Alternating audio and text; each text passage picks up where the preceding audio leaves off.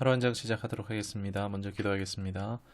하나님, 무더운 여름이지만 또 선선한 바람을 주시니 감사드립니다. 하나님, 세상의 분주함으로 인하여서 하나님이 허락하신 이 놀라운 자연의 은총을, 이 자연의 감수성을 우리가 잃어버리지 않게 하여 주옵시고, 우리의 매일의 순간 하나님을 발견하고 반응할 수 있는 영적으로 민감한 우리가 되게 하여 주옵소서. 어제보다 오늘 더 하나님을 알고 사랑할 수 있는 우리가 되기를 원하고, 우리 구주 예수 그리스도 이름으로 기도드리옵나이다. 아멘. 오늘은 여호수아 23장 말씀을 보도록 하겠습니다. 1절에서 8절까지지만 1절과 8절만 보도록 하겠습니다. 여호와께서 주의 모든 원수들로부터 이스라엘을 쉬게 하신 지 오랜 후에 여호수아가 나이가 많아 늙은지라. 8절입니다. 오직 너희 하나님 여호와께 가까이 하기를 오늘까지 행한 것 같이 하라. 아멘. 가나안 정복이 시작되고 많은 세월이 지나갔습니다. 여호수아는 젊어서 모세의 시종으로 훈련을 받았었고, 이제 모세가 죽은 후에 계속해서 이스라엘 백성들을 이끌어서 가나안을 정복했고 여기까지 왔습니다. 당연히 여호수아가 나이가 많이 들었겠죠. 후에 여호수아가 110세의 나이로 수명을 다하는 것을 생각하면 아마 지금 이때가 정복 전쟁을 시작한 지 25년에서 30년쯤 되었을 것입니다. 이제 자신의 때가 다 되어감을 알고 2절에 이스라엘 지도자들을 불러서 이제 마지막 고별 설교를 하게 됩니다. 여호수아 23장과 24장이 이제 여호수아의 고별 설교라고 할 수 있겠습니다. 여호수아는 모세에 비해서 실수도 연약함도 많지만 오히려 그래서 우리가 더 본받을 수 있는 그런 믿음의 사람이라고 할 수 있을 것 같습니다. 너무 완벽하면은 멀잖아요. 그죠? 여호수아가 참 그래서 본받을 만한 지도자라고 할 수 있겠습니다. 23장에서 이제 먼저 지도자들에게 고별 설교를 하는데, 그 이유는 지도자들이 잘못되면은 온 나라가 잘못될 수 있기 때문입니다.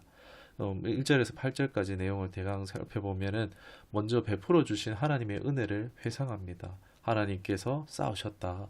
이를 통해서 가나안을 주셨다라고 말하고, 이런 은혜를 기억하며 앞으로 또 하나님께서 함께 하실 것을, 역사하실 것을 기대하며 확신을 시켜줍니다. 이런 말을 해주는 이유는 하나님의 은혜에 어떻게 반응해야 하는가를 알려주고자 함이라고 할 수 있겠습니다. 지금 8절에 보면은 하나님 여호와께 가까이 하라. 또 다른 번역본에 보면 매달리라. 이 용어를 원어를 좀 가까이 찾아보면은 거의 뭐 용접하라라는 뜻으로 받아들일 수 있습니다. 그러니까 무슨 얘기냐? 오직 하나님밖에 없는 줄 알고 하나님에게만 찰싹 잘 붙어 있으라는 것입니다. 여러분, 용접하면 어떻습니까? 용접은 한 번 하면은 용접 부위가 더 강하게 붙어서 만약에 부서지더라도 다른 곳이 떨어지는 것입니다. 그 정도로 하나님과 밀착해라는 것입니다. 즉 가난, 세상과 교제하지 말고 우상숭배 이런 것들에 빠지지 말라는 것입니다. 오늘날 우리 신앙에 있어서도 어떤 것도 예수님과 나 사이에 있어서는 안 된다는 것입니다. 그러니까 어떤 매개체도 불가하는 것입니다. 예수님 외에 우리에게 다른 중보자는 없습니다. 당연히 뭐 성모나 뭐 성인의 이름을 의탁해서 기도하는 것은요 가당치도 않습니다. 예수님 엄마한테 기도하면 예수님 더 잘 들어주겠지.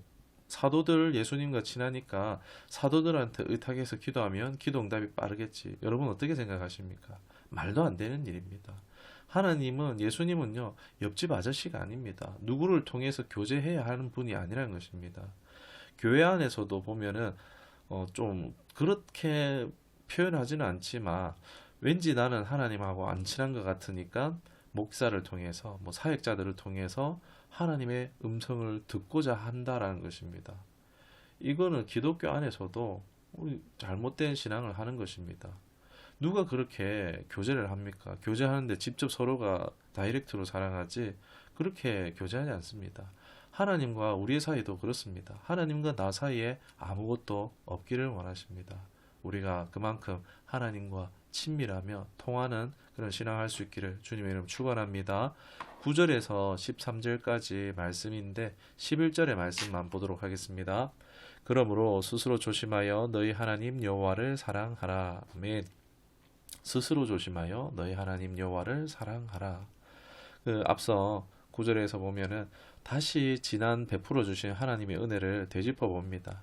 그리고 그 하나님의 모든 은혜에 보답하는 유일한 길이 뭐냐? 바로 하나님 여호와를 사랑하는 것.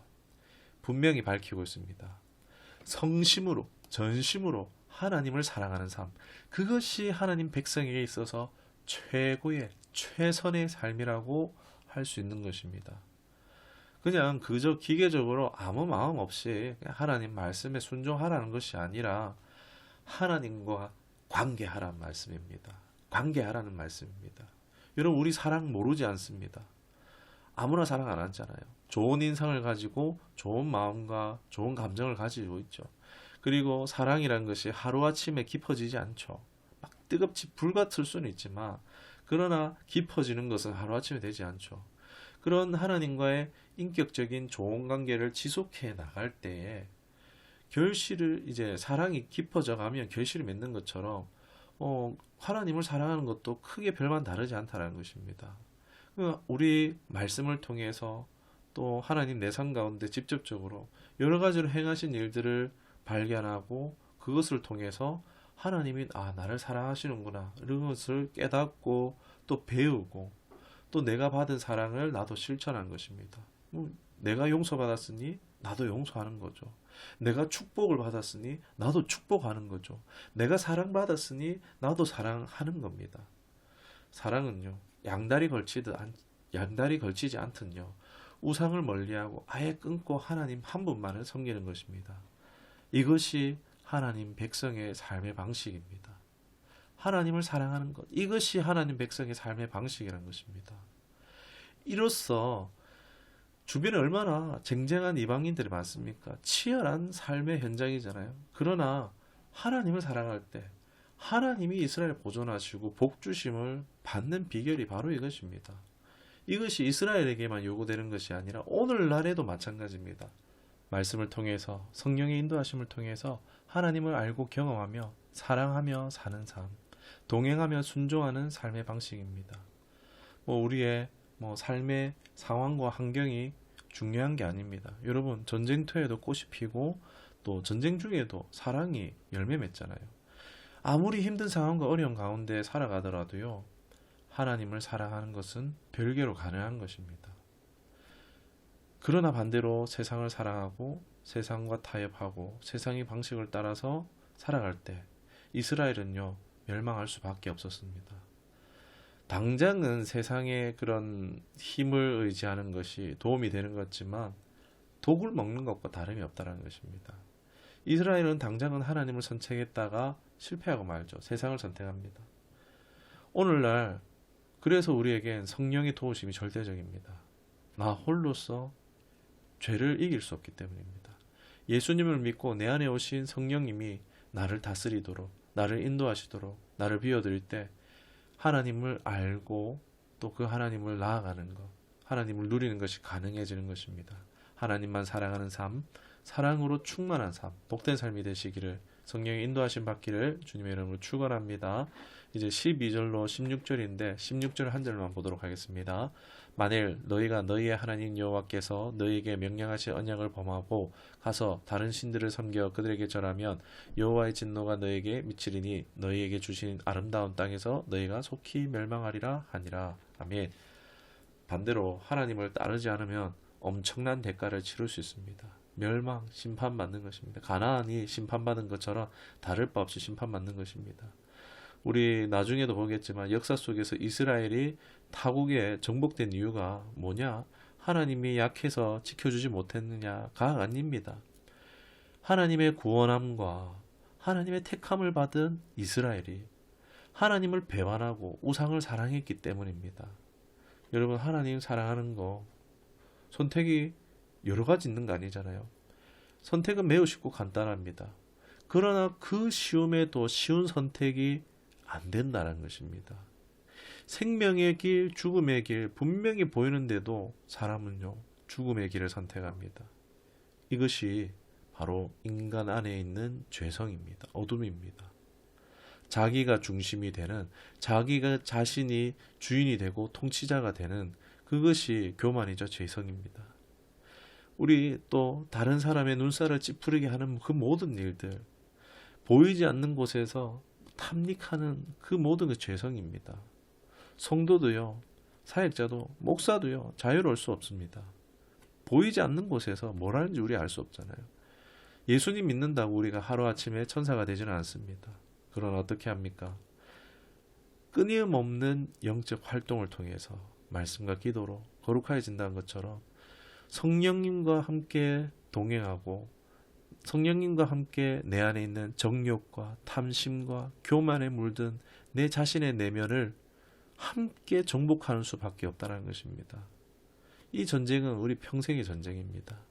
우리는 된 줄로 선 줄로 생각하지 말아야 됩니다. 내가 이만하면 됐지. 내가 저 믿지 않는 사람들보다 저 집사보다는 내가 낫지. 이런 생각 추호도 하지 말아야 됩니다. 우리의 분명한 목표는요, 시시하지 않습니다. 예수님의 장성한 분량까지 자라나가라고 말합니다. 예수님을 사랑하고 예수님을 닮아가는 것만큼 삶의 질과 복이 달라진다면은 우리가 반대로 세상을 사랑하는 것만큼 자기가 원하는 것이 뭔가 취해지고 이루어지는 것 같지만 그렇다 할지라도 삶의 질은요, 결코 개선되지 않는다는 것입니다. 만족되지 않을 것입니다. 하나님은요, 우리가 스스로 깨닫고 돌아오기까지요, 어쩔 수 없이 고난을 계속 허용하실 수밖에 없는 것입니다.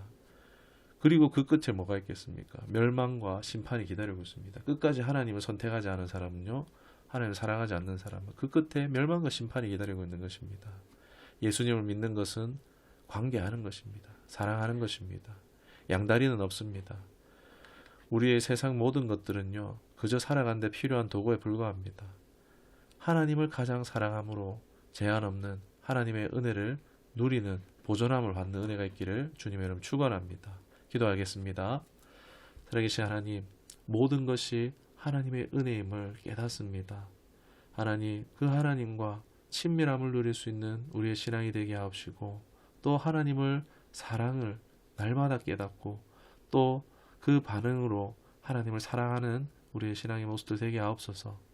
세상을 사랑해서 선택하는 어리석은 죄성이 우리 있음을 발견합니다.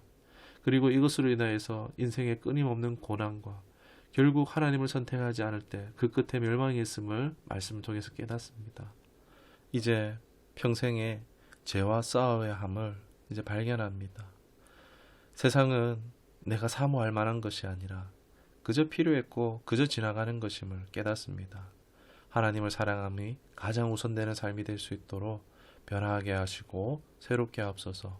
모든 하나님의 은혜를 누리는 그런 복된 삶이 될 수 있도록 인도하여 주옵소서. 예수님의 이름으로 기도드리옵나이다. 아멘.